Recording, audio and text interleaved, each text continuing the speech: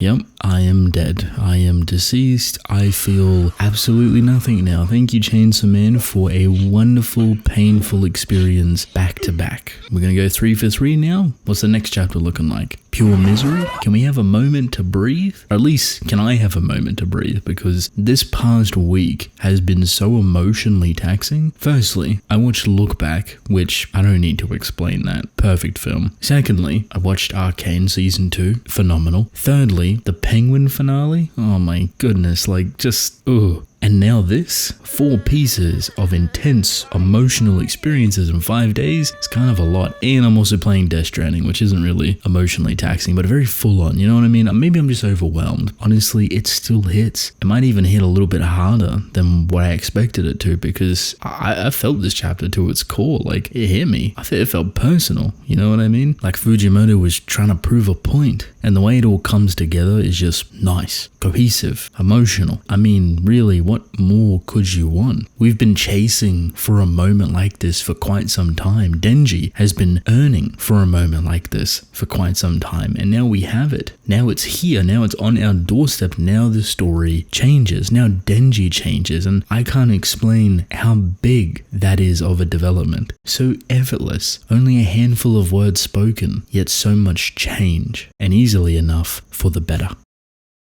There's 3 moments in here, 3 key, core, pivotal moments here that Denji reflects on. Memories that were erased and then brought back to him to remember. And I emphasize to remember because that is the point. The point was never to forget. The point of Pogito erasing these harsh feelings was not so Denji could forget about them and move on. No. The point is that Pogito would bring them back so Denji can remember. And with that comes pain, and with that comes suffering, with that comes despair. But it's important to have the full round experience. It's important to have these core memories, because if you erase these people, these painful moments from your life, you have absolutely nothing. The character that you are, the character that you're shaping yourself to be, is in reflection of those experiences and memories, and not all of them are going to be good. Not all of them are going to be perfect. So in Denji's case, this is what surprises him the most. That with all the good people that he's had in his life, all the people that he says he loves, he's also had a lot of bad with them. And it's not because of them, but it's because what surrounds them.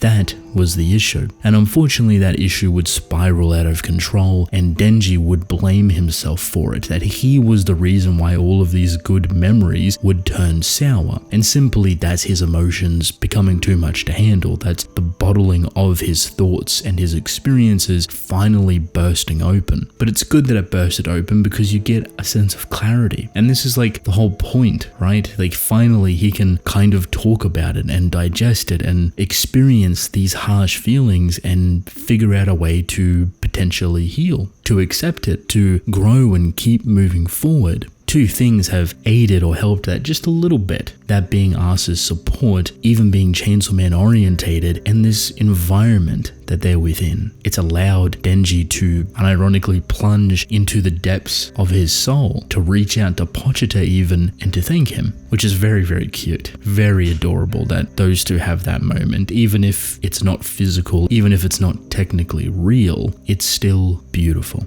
Those flashback moments hurt. And the surprising one, well, not really surprising, but I guess the way he visualized her was surprising, was Reze. And see, she wasn't really in the story for a long time, but her impact on Denji's life, and I guess the type of person that Denji feels addicted to, what he's drawn to perhaps, is someone like Reze. And when you're able to decipher what Reze was doing purposefully with the intent to manipulate, and not purposefully with the intent to actually be herself and actually enjoy the company of Denji, everything becomes a little bit more clear. It feels kind of worthwhile that she wasn't just this manipulative monster. To Denji, she was a friend. I'd go as far as say it as a crush. And she reciprocated those feelings pretty heavily, mostly because they're very much in a similar position, and I assume they could find comfort within each other. In a different life, these 2 would be a very good couple. But going back to Denji remembering her, it's in her purest form, not the devil that she was, or the abilities that she had, or even the scenarios that he thought up. It's within a coffee shop situation, which is the bitterness remembrance, but she also doesn't have her collar, and that's a signature piece. I don't think we ever seen her without it because it's a part of her character design. It's what allows her to transform, similar to Denji's ripcord. Not to be dramatic, but I find that really poetic.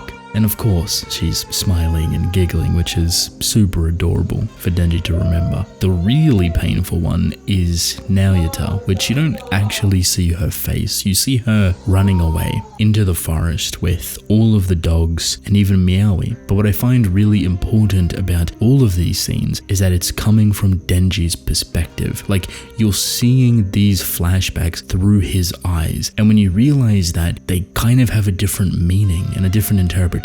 See, Denji with Reze is viewing her in her purest form, the innocence, giggling, the smiling, the no necktie thing that she had, and even how he's looking at Nayuta, he always used to walk behind her when she walked the dogs. So again, painful, but beautiful representation of his POV to these things. It adds a very full texture to this scenario. However, there still is one remaining issue.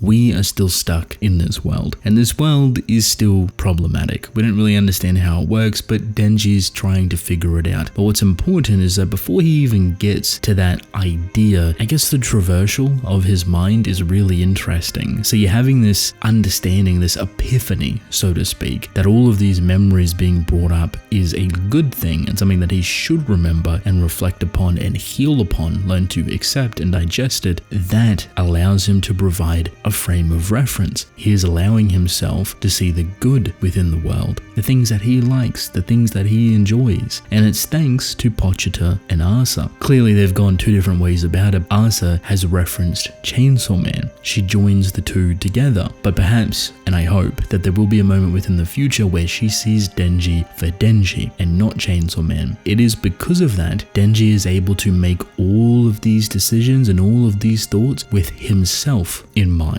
Not Chainsaw Man, not this idealistic version of Chainsaw Man that he has in the back of his mind, or merging Denji and Chainsaw Man together personality wise. Instead, it's just him. And this is one of the first times he's actually done it. So it's very powerful, it's very potent, and it should linger for quite some time. And you notice that it kind of sets a fire underneath him, like it sparks him up because he kind of reinforces himself. There's like one panel where he's looking into this puddle of water, seeing his own reflection and declaring that he still has something to live for. And it's the simplest of things. It's food and women. And it's a really good callback to the beginning of Chainsaw Man, where Denji actually came from and what he always strived for. See, it's always been about simplicity with Denji. He's not shooting for the stars or trying to overreach what's possible for him. He's just happy to live for what he can achieve. Admittedly, along the way that gets lost. And it's usually because of this idealistic version that Chainsaw Man represents a bigger, brighter, more oddly fabricated world that Chainsaw Man itself resides within. But when you bring it back to Denji, it becomes easier and it becomes clearer. He is on a mission now to figure out how this world works, and basically making the deduction that this world and the human world, and that they're still technically in the human world, but this is more of like a subconscious place, that their mind or their soul or whatever has been brought into this realm, basically under some type of hypnosis, so their body is still in the real world. And because of this, he's confident that he can get out. I don't know what that even means. I don't even know how he plans to approach this. Try and tear down this whole place, try and beat it at its own game, try to eat it or throw it up. Maybe he tries to throw himself up. I don't really know. It depends on the intricacies of Aging's world and what it really is trying to represent. This place is getting affected by devils, and it could just be that simple. I'm curious to see what Fujimoto does next. After all the